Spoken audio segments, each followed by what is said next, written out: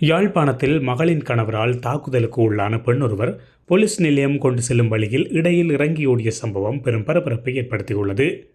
பலர் பார்த்து கொண்டிருக்கையில் நடந்த இந்த சம்பவம் தொடர்பில் மேலும் தெரிய வருகையில், இன்று காலை 9 மணியளவில் யாழ்ப்பாணம் சுன்னாகம் பகுதியில் முச்சக்கர வண்டி ஒன்றிலிருந்து வயோதிப பெண் ஒருவர் குதித்ததுடன் எழுந்து ஓட்டமெடுத்த சம்பவம் அந்த பகுதியில் நின்ற பலரையும் அதிர்ச்சிக்கு உள்ளாக்கியுள்ளது.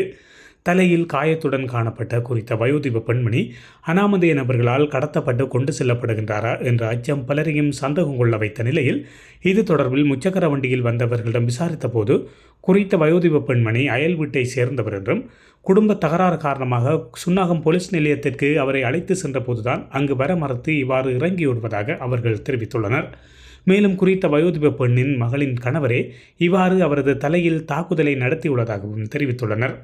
தனது மாமியாரின் காணி ஒன்றை தமக்கு எழுதி வழங்குமாறு கனடாவை சேர்ந்த சொந்த மருமகனான சந்தேக நபர் கேட்டுள்ளார்.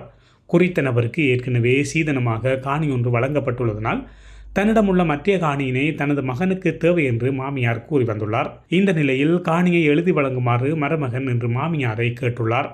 அதற்கு அவர் மறுத்தபோதுதான் அவர் மீது இந்த தாக்குதல் நடத்தப்பட்டதாக கூறப்படுகின்றது.